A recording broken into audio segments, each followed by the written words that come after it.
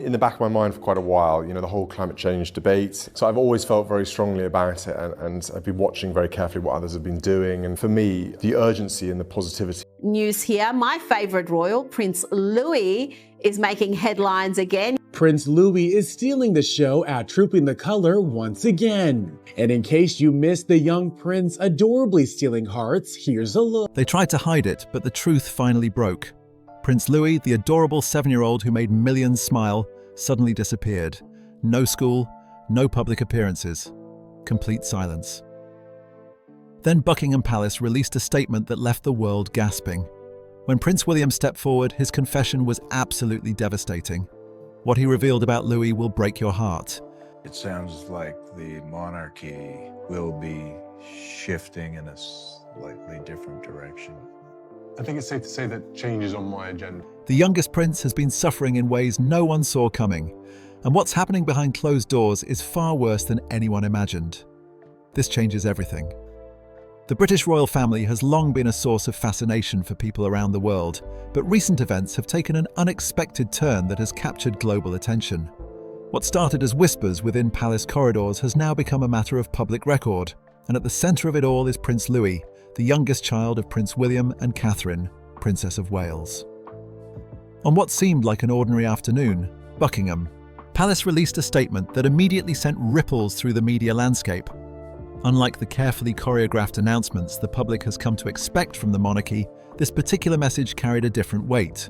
Royal correspondents who have covered the family for decades noted something unusual in the tone and language used by the palace press office. The statement itself was brief, but its implications were profound. It acknowledged that the family was navigating what was described as a private matter concerning Prince Louis. For an institution known for maintaining a strict separation between public duty and private life, this level of transparency was remarkable.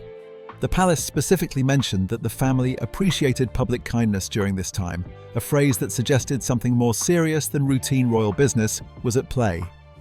Within hours of the announcement, reporters gathered outside the palace gates. Social media platforms lit up with speculation and concern. News networks interrupted their regular programming to discuss what this development might mean. The reaction was swift and widespread, not just in the United Kingdom, but internationally as well. What made this announcement particularly striking was the absence of any prior indication that something significant was happening. There had been no leaks to the press, no gradual build-up of speculation, and no unofficial briefings from palace insiders. The statement appeared to come directly from the senior members of the royal household, catching even experienced royal watchers off guard. Prince Louis, who is currently 7 years old, has always been something of a favourite among royal watchers.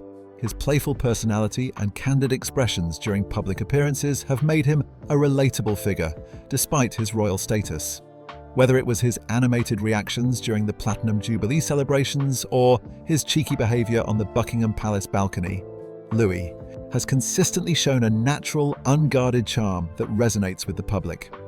The timing of this announcement added another layer of complexity to an already difficult period for the royal family. Over the previous months, the public had watched as King Charles underwent treatment for health issues, and Catherine herself had taken an extended step back from public duties to focus on her own recovery. The royal family had been dealing with multiple crises simultaneously, each one demanding careful management and public communication. Royal historians have pointed out that the monarchy has evolved considerably in how it handles personal matters. In previous generations, such issues would likely have remained entirely private, never acknowledged publicly, regardless of media speculation. The decision to release a statement at all represented a shift in approach, one that reflects changing expectations about transparency and public communication. The language used in the palace statements was notably different from typical royal communications. Words like navigate and private matter suggested an ongoing situation rather than a resolved issue. The emphasis on appreciating public kindness implied that the family was aware of potential media attention and was hoping for understanding rather than intrusion. Staff members at various royal residences reportedly received instructions shortly after the announcement was made public. While specific details of these instructions were not disclosed, sources familiar with palace operations suggested they related to privacy protocols and managing any inquiries that might arise. This kind of coordinated response typically indicates that the matter being addressed is considered significant by those handling royal affairs. The public response to the announcement revealed something interesting about the relationship between the monarchy and the people. Rather than the cynicism or indifference that might greet some royal news, there was a genuine outpouring of concern and sympathy. Social media posts from across the UK and beyond expressed worry for the young prince and support for the family. Many people shared their own experiences with similar challenges, creating an unexpected moment of connection between the royal family and ordinary citizens. Media analysts noted that the statement raised more questions than it answered, which is unusual for palace communications. Typically, royal announcements are designed to provide clarity and closure on a particular issue. This statement, however, seemed to acknowledge a situation without fully explaining it, leaving room for interpretation and speculation. Educational institutions connected to the royal children were reportedly contacted around the same time as the public announcement. Lambrook School, where Prince Louis has been a student, received communication from representatives of the royal household. While the nature of these communications was not made public, it suggested that whatever was happening with Louis had implications for his daily routine and activities. The palace also made adjustments to the royal calendar. Upcoming appearances that would have included the Wales family were quietly postponed or modified. These changes were handled discreetly, but they did not go unnoticed by those who follow royal schedules closely. The pattern of cancellations and adjustments suggested a need for the family to focus inward rather than on public duties. Royal experts who appeared on news programs attempted to provide context for what the announcement might mean. Some drew parallels to previous moments when the royal family had addressed personal matters publicly. Others emphasized that modern parenting, even within royal confines, increasingly recognizes the importance of addressing emotional and psychological well-being in children. What became clear in the days following the announcement was that this was not a situation that would be resolved quickly or quietly. The palace's decision to make any statement at all indicated a recognition that silence was no longer a viable option. Whether due to media pressure, genuine concern for public understanding, or a desire to control the narrative, the royal family had chosen to acknowledge that something significant was affecting their youngest member. The question on everyone's mind remained largely unanswered in those initial hours and days. What exactly was happening with Prince Louis?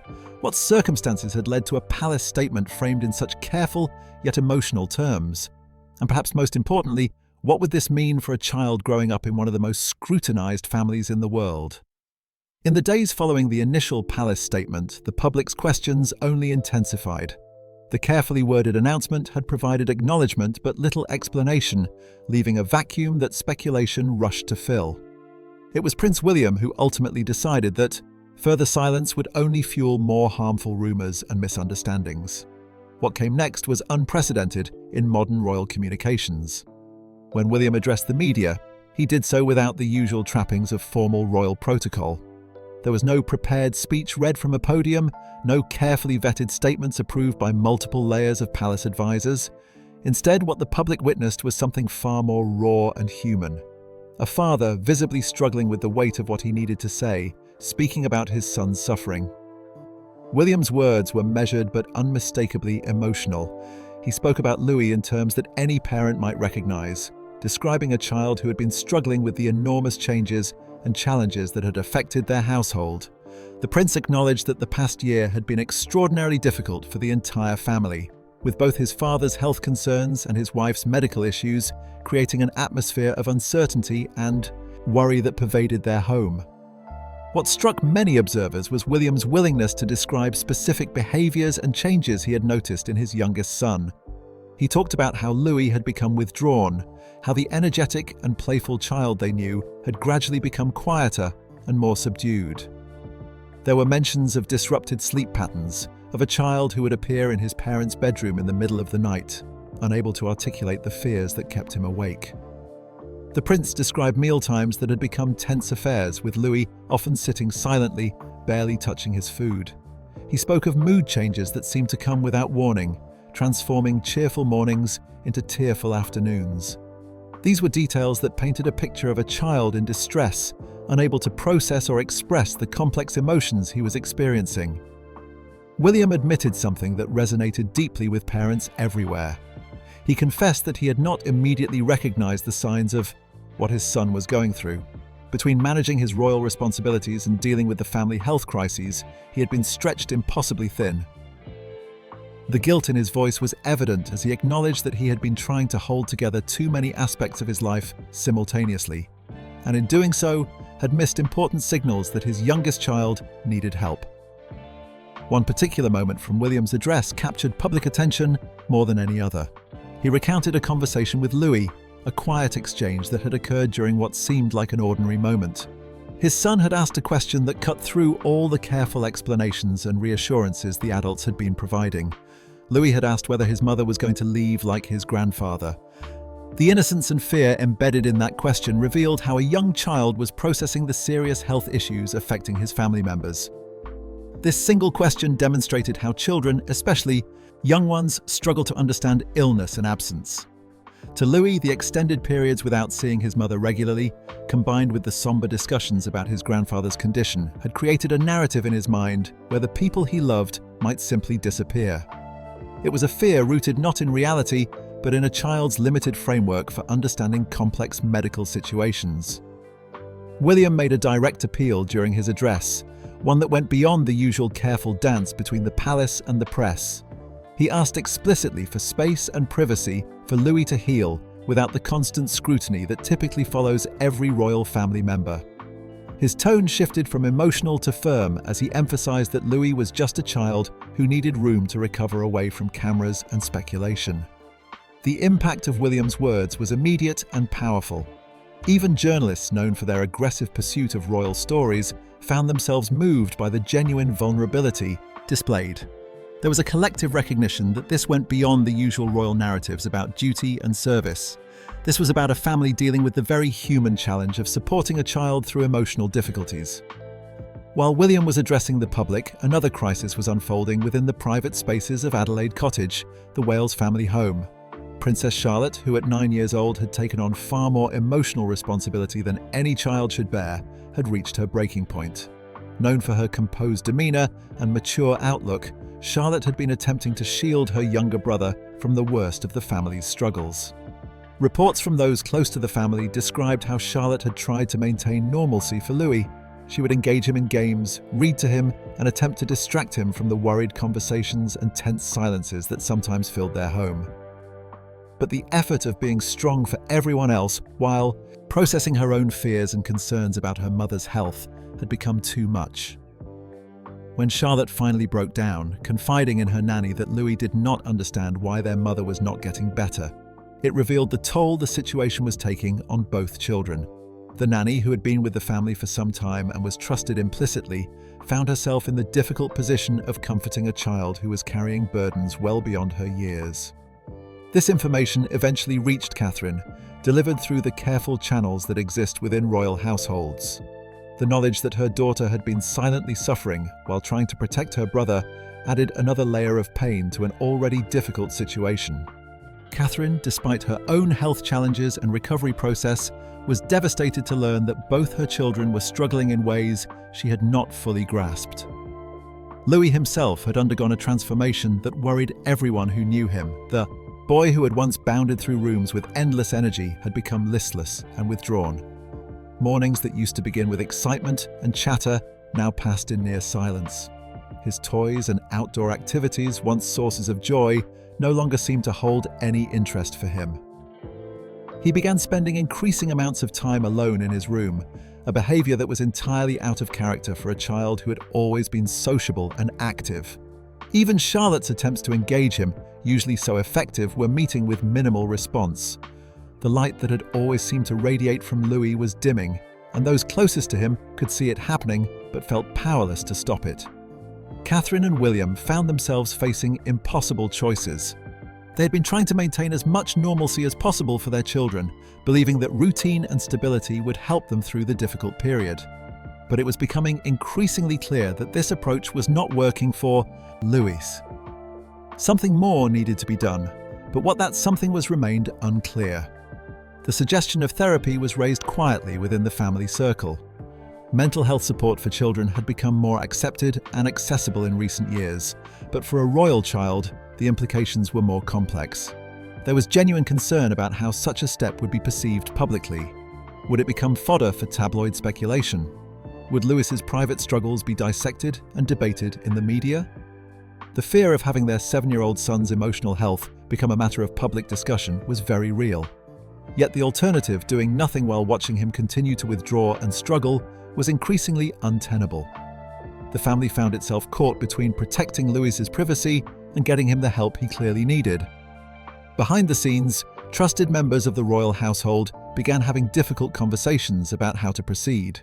There were discussions about the level of transparency that would be appropriate, about how much information could be shared publicly without violating Louis's privacy or making him feel exposed. These were uncharted waters for the modern monarchy, which had traditionally kept such matters entirely private. What had become undeniably clear was that the public facade of royal life, the carefully curated images of a perfect family fulfilling their duties with grace and composure, was masking a private reality that was far more complicated and painful. The Wales family was discovering that no amount of privilege or position could protect their children from emotional suffering, and that addressing that suffering would require difficult decisions that went against decades of royal tradition regarding privacy and public image.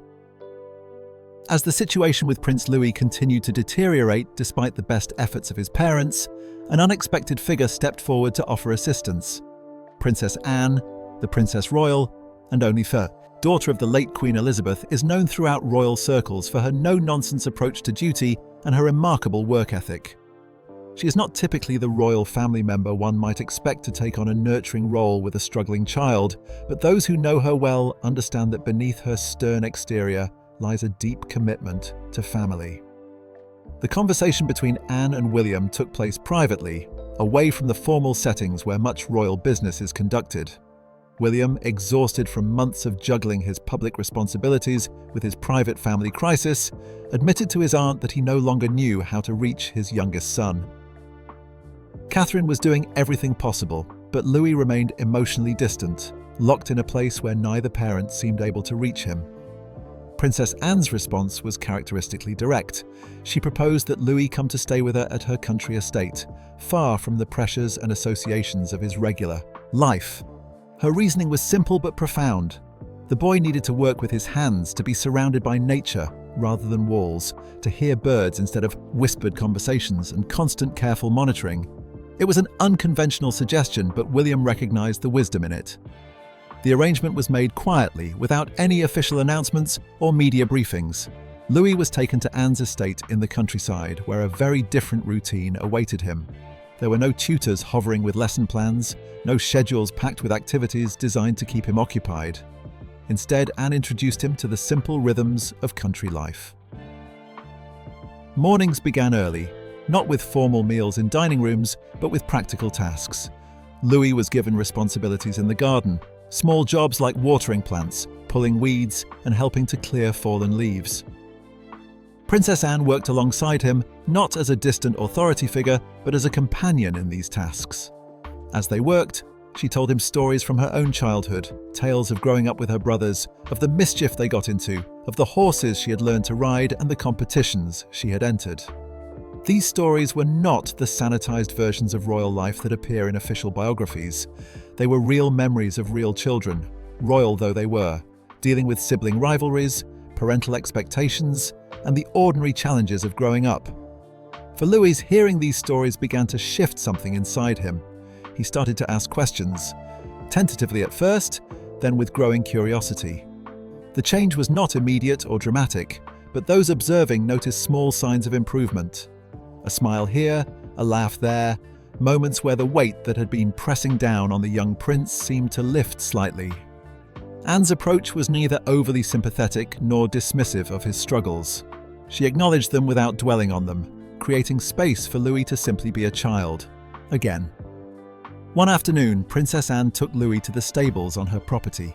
She explained to him that horseback riding was not about showing off or performing for others. It was about building trust with another living being, about learning control and confidence, about the partnership between rider and horse. Louis, who had always been drawn to animals, took to the activity naturally. Each ride became a small victory, a movement forward both literally and metaphorically. The boy who had been refusing to leave his room at Adelaide Cottage was now riding across open fields, the wind in his face, the fear that had consumed him gradually loosening its grip. Anne, watching from a distance as Louis grew more confident in the saddle, knew that she had found an approach that worked for him. Princess Anne became more than just a temporary guardian during this period. She became a confidant to William and Catherine, providing updates and reassurance that they desperately needed. In one conversation with Catherine, Anne made a comment that struck deep. She told Catherine that Louis had Diana's fire, he just needed direction. The reference to William's late mother, who had herself struggled within the constraints of royal life, was poignant and meaningful.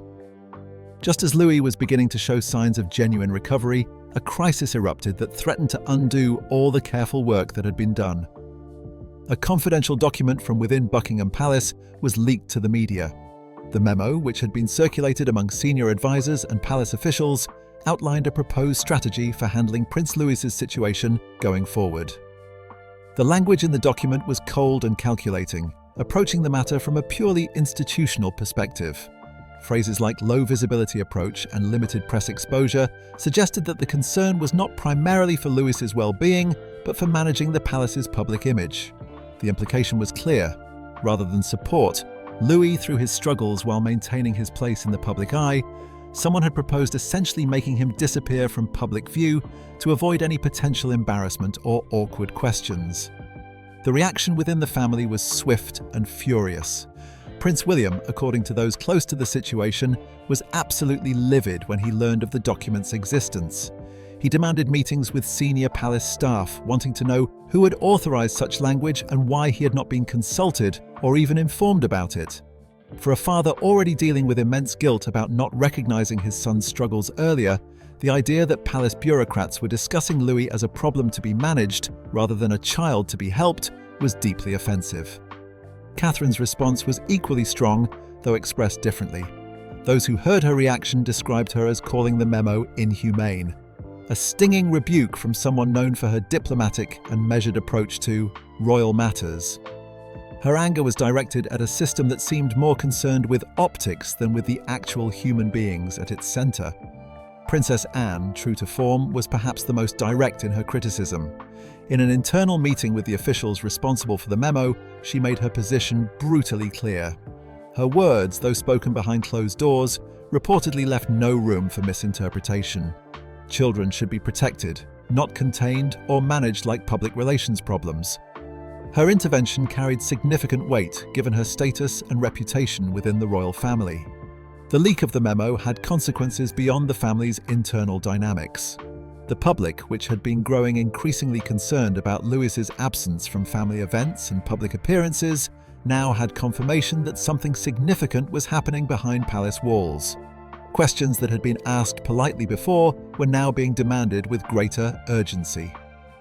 Social media platforms became forums for debate about how the royal family handles the well-being of its youngest members. Hashtags began trending, calling for transparency and expressing support for Louis. Journalists who covered the royal beat found themselves pressed by editors and audiences alike to get answers about the young prince's situation. Palace press officers, who typically operate with carefully prepared statements and controlled information releases, found themselves struggling to manage a narrative that had spiraled beyond their control. The standard responses and deflections that usually suffice in handling royal media inquiries were no longer adequate. People wanted real answers, and they wanted reassurance that Louis was being cared for properly. The pressure came from multiple directions simultaneously.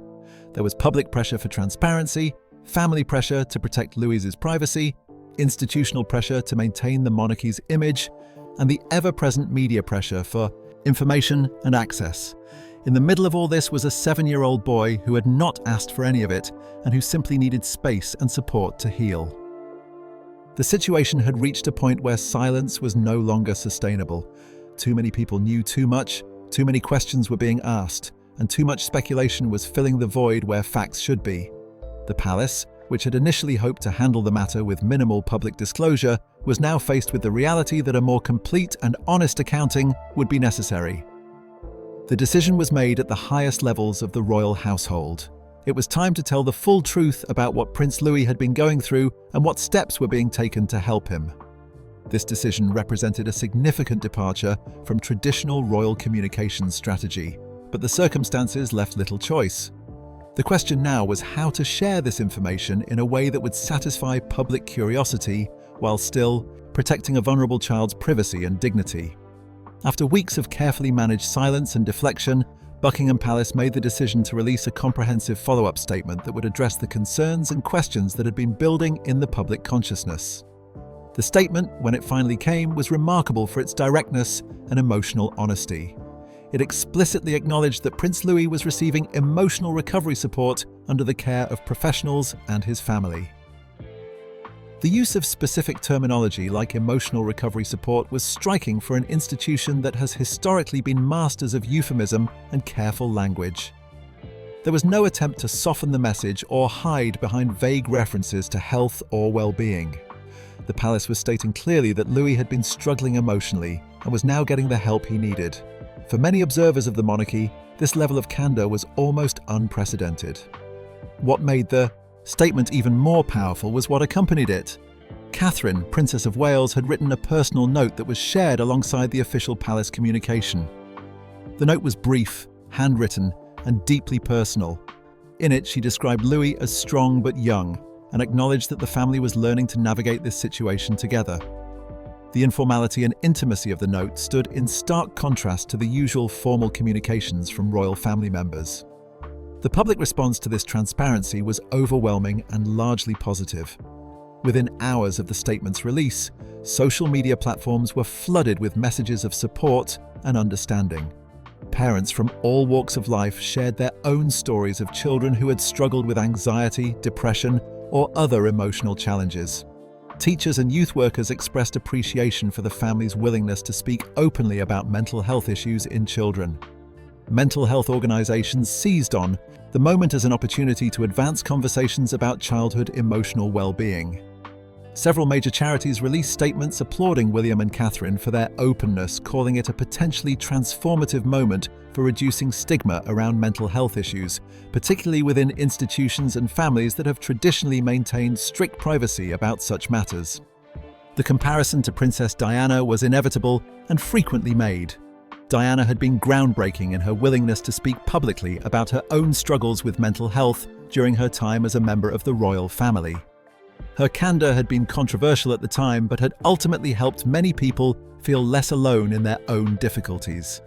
Now, a generation later, her son and daughter-in-law were following a similar path, choosing honesty over image management. Royal commentators noted that this approach represented a fundamental shift in how the monarchy engages with the public on personal matters. Previous generations would have maintained complete silence on such issues, regardless of speculation or concern. The fact that William and Catherine had chosen to share details about their son's emotional struggles suggested a recognition that public expectations around transparency had changed, and that maintaining old patterns of secrecy was no longer tenable or desirable. Behind the scenes, palace officials acknowledged privately that the decision to release such a personal statement had not been easy. There had been extensive discussions about how much information to share, what language to use, and how to balance the need for transparency with the importance of protecting Louis's privacy. The final decision had been made by William and Catherine themselves, with input from mental health professionals who advised on the potential impact of public disclosure on Louis's recovery. The statement also included details about how Louis's days were now structured, rather than the usual mix of education, royal duties, and public appearances that might be expected for a young prince. His schedule was built entirely around healing and recovery. Art therapy sessions had been incorporated into his routine, providing him with a creative outlet to express emotions that he might struggle to articulate in words. Daily walks in nature had become a regular practice, offering quiet time away from the pressures and expectations that had been weighing on him. There were no formal royal engagements on his calendar, no uniform fittings or rehearsals for public appearances. The family had made a conscious decision to remove all external pressures and allow Louis to simply be a child focusing on his well-being. This represented a significant departure from how young royals are typically raised, with their lives carefully balanced between private childhood and public duty. Just as the public conversation seemed to be settling into a supportive consensus around the Wales family's handling of the situation, an unexpected voice entered the discussion. Prince Harry, speaking from California in an interview, made comments that immediately reignited controversy and shifted the narrative in an uncomfortable direction. Harry's words were pointed and clearly drew on his own experiences growing up in the royal family. He spoke about the dangers of suppressing children's emotional needs for the sake of maintaining institutional image.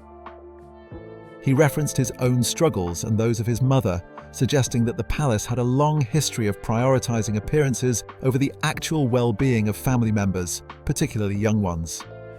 The timing of Harry's intervention was seen by many as problematic. Just as William and Catherine were being praised for their transparency and their prioritization of Louis's needs, Harry's comments reframed the narrative as an indictment of the institution itself. His words carried an implicit criticism that seemed to suggest his brother and sister-in-law were victims of the same system that had failed him and Diana.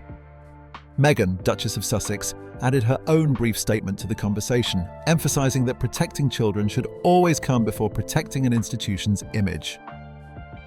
While the sentiment was one that many would agree with in principle, the context made it feel like a direct criticism of how the royal family had historically operated and perhaps even a subtle critique of current practices.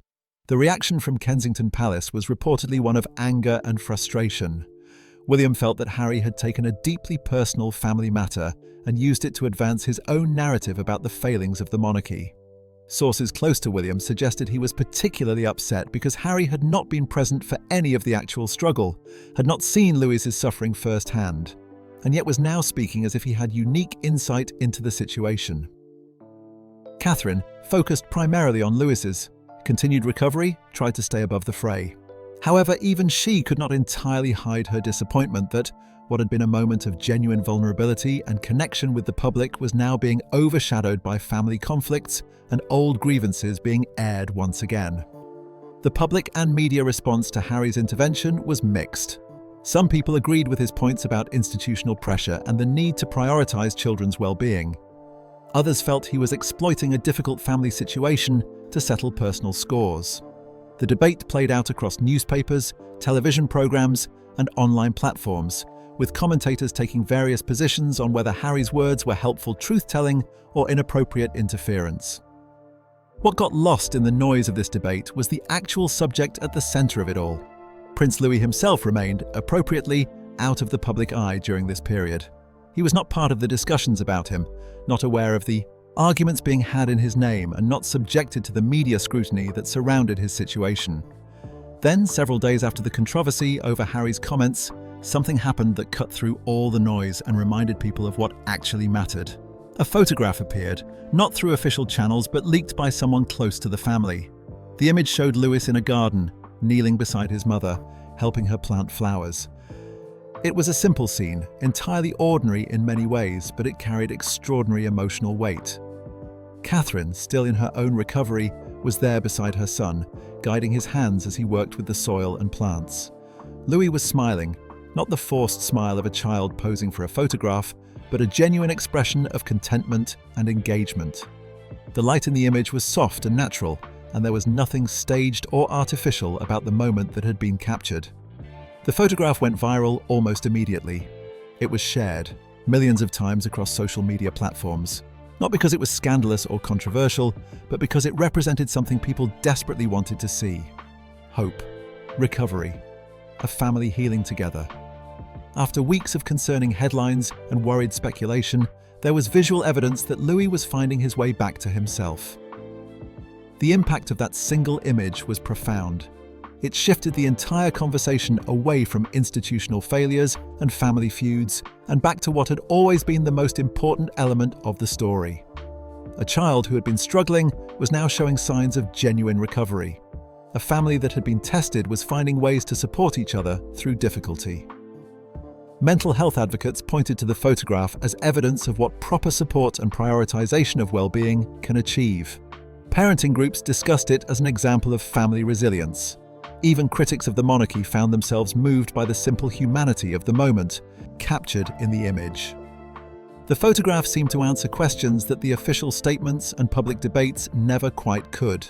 It showed, rather than told, that Louis was going to be okay. that the decision to step back from public life to seek professional support, to prioritize healing over duty, had been the right choice.